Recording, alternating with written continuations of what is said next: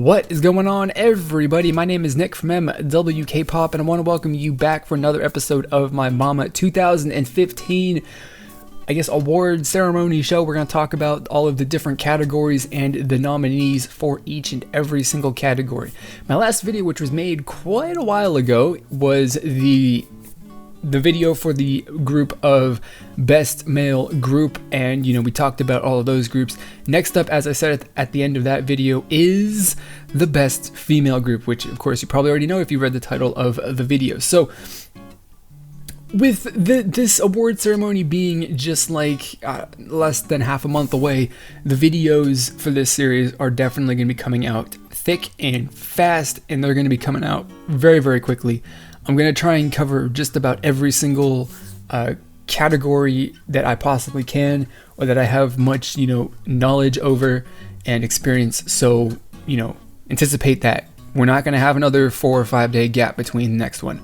So we're going to talk about this, right? Of course, the best, female group, the nominees, we've got, Wonder Girls, Miss A, AOA, APink, Sistar, and Girls' Generation. So those are some pretty, top level, actually not really top level, but you've got groups from all over the place as far as, new groups, old groups, groups that have been around for, like a medium length of time, being Sistar and Girls' Generation, where, the newer groups being APink and AOA, and old groups, veteran groups, Wonder Girls and Miss A. This group has got just about everything you want as far as experience, and that is really, really awesome. Definitely makes this the most intriguing group of nominees that I have, seriously looked at so far. So, as with every other video that I'm going to do with this, we're just going to talk about this, all of these groups, or all of these the nominees in relation to the others, and then we're going to eliminate groups and members, nominees, one by one up until we actually get to the final one, who is going to be the person that I vote for. So let's get started. Unfortunately, though, we have to get started with the first group that I basically have to eliminate from contention for voting, and that is AOA.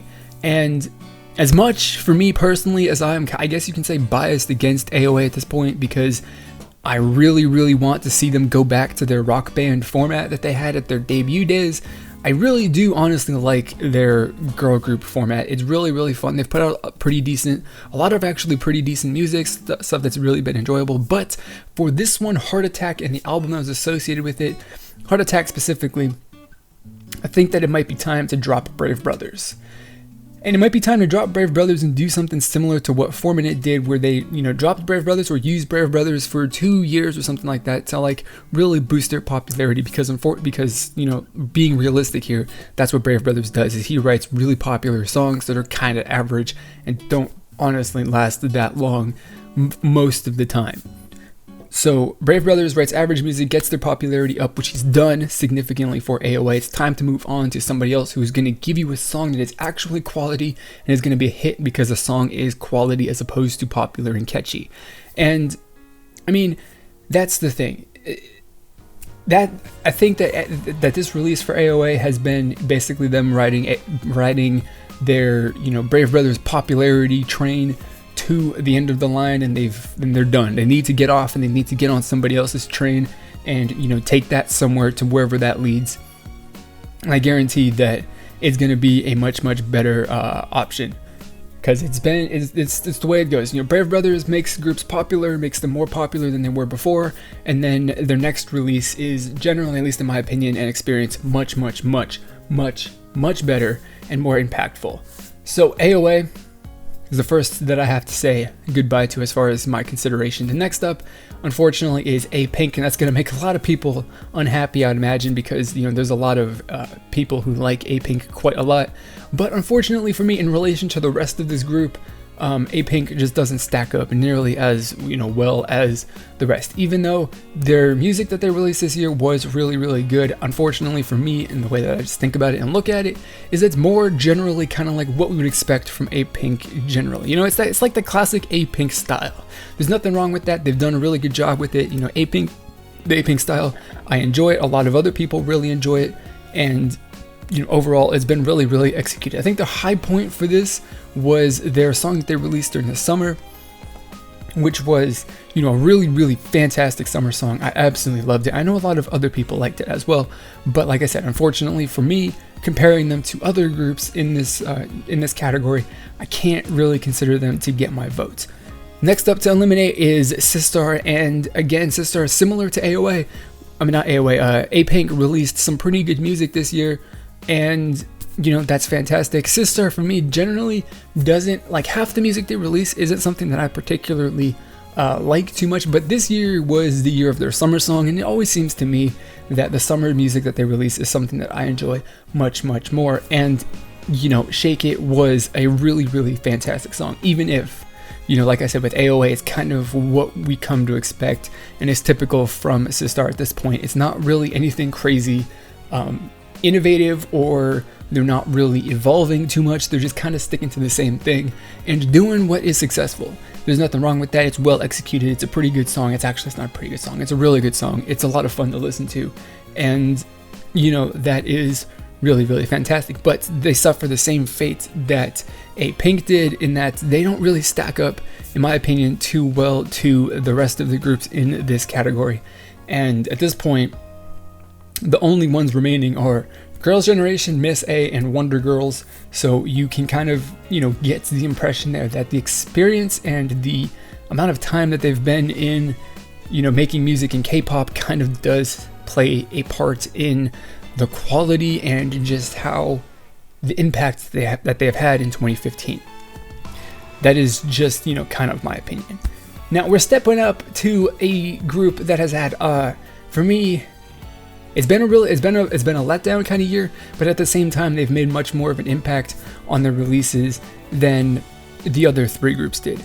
And for me, right, that's Girls' Generation. Now with this one, I'm considering Catch Me If You Can in their releases, or for me as my judgment for them. Otherwise, it'd probably be a lot lower. I think that I would have ended up flipping Sistar and Girls' Generation as who I would have eliminated before, or just stopped thinking about before. But Catch Me If You Can being the one song that has grabbed me and had the biggest impact on me personally as a release, definitely gives them a boost. Lionheart for me was a pretty boring song. You guys probably know that if you've watched my music video reaction.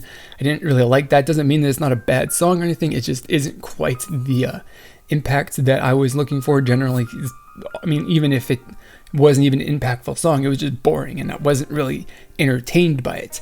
And You Think, similar, not really like the best song either. I thought it was also kind of boring, but the big thing that I took away from that was that the style and all of that went along with that song was a bit different than much different than I've seen Girls' Generation do in a very, very long time, if ever. So that was awesome. That's, big plus from that release. Party's a summer song. It's, you can't really go wrong too much with the summer song. They all sound the same at a point. And, I was getting, by the end of summer, I was getting pretty sick of the summer music. I was like, another summer song? Can we just get, can we move into the fall so we can get something new? And fortunately, we've passed fall, we're into winter, so we're going to be getting sick and tired of winter music really, really soon. So now we're the final two, which of course, not naturally, but not surprisingly, I should say, is Miss A and Wonder Girls. Now, who is gonna get my vote? Unfortunately, the group that's not going to get my vote is Miss A at the end of the day. This is a really, really close one because both of these groups came back after a pretty significant time away, and they dropped some really, really fantastic albums. And, depending, it could have gone either way. I think that both of these groups definitely are deserving of this award here as the best female group in 2015. Miss A released their album near the beginning of the year, and this album is still memorable and still stuck in my mind, and I still love all of the music that was on it, a year ago, basically, or 9 months, I should say. It's been 9 months, I've still listened to it constantly, and I absolutely love it. The promotion track for that was fantastic. I absolutely love it. Really, really memorable. The melody is the thing that sticks out the most to me, and that's what I love about it. And so that's, why I rate Miss A so highly. But of course, it's the comeback of a legendary group that a lot of people were hyped for, and they lived up to the hype, in my opinion. Now, Wonder Girls is the group that gets my vote, and here's why. Purely because they went with that, you know, like literally an 80s synth pop style, and they copied it exactly. They nailed it. They executed it perfectly. And and then for the last half of their album, they took that influence and then they kind of twisted it and made it a bit different and more modern, and, you know, played around with that and had a little bit of fun with it. So, you know, they took that classic 80s sound and they did it for the first half of the album, which was fantastic, you know, and novel, because we don't hear that stuff anymore. Even though, in my opinion, that the first half of the album, if you're just going to put it on a repeat, the first half of the album gets really, really boring.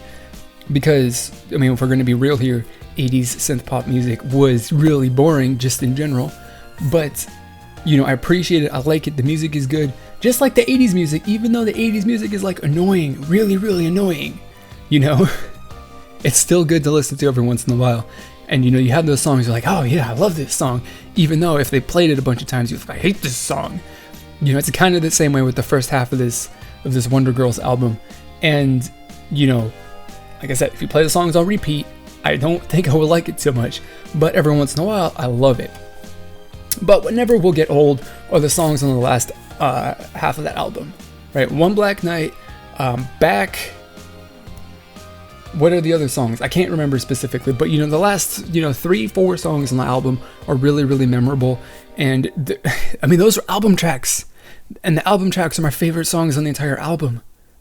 And that's crazy to me. So for me, Wonder Girls, just because they come out with a completely new, not really new, but they bring an old style of music back to modern times, and they do it 100% as if this were actually the 80s, and it's really, really fantastic. I mean, not only did they copy the sound, they also copied the general crappy style of music video, the stiff, and, you know, they're all stiff and stuff like that. They nailed it 100%, and, you know, that's fantastic. So that is why Wonder Girls is number one for me. My vote, not really number one, but that's who's going to get my vote at the end of the day compared to the rest of these groups, and why not I'm voting for each of these groups. So there you go. I mean, honestly, for me, right, talking about the gap, Wonder Girls, Miss A, there's a huge gap between Girls' Generation and then Sistar, and then another huge gap between APink and AOA. Unfortunately, that's just the way it goes, and it may or may not have to do with the experience that these groups have got in K-pop.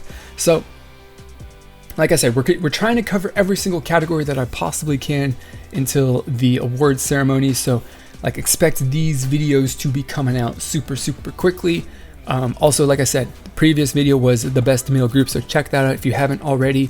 And you can definitely be expecting my next video is going to be on the best new female groups. We're talking about my favorite rookie girl group of 2015, or the one that I think had the most impact and had the most successful 2015. So look forward to that, and subscribe if you aren't already so that you will not miss that. Also, if you want to get connected with me on social media to hear a little bit more about stuff, you know, I got Twitter, Facebook, Instagram.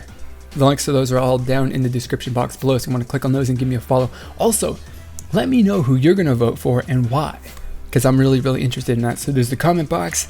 Drop a comment down there and let me know. So that is going to be it for this video. As always, I want to thank you for watching, and I will see you all next time. Goodbye.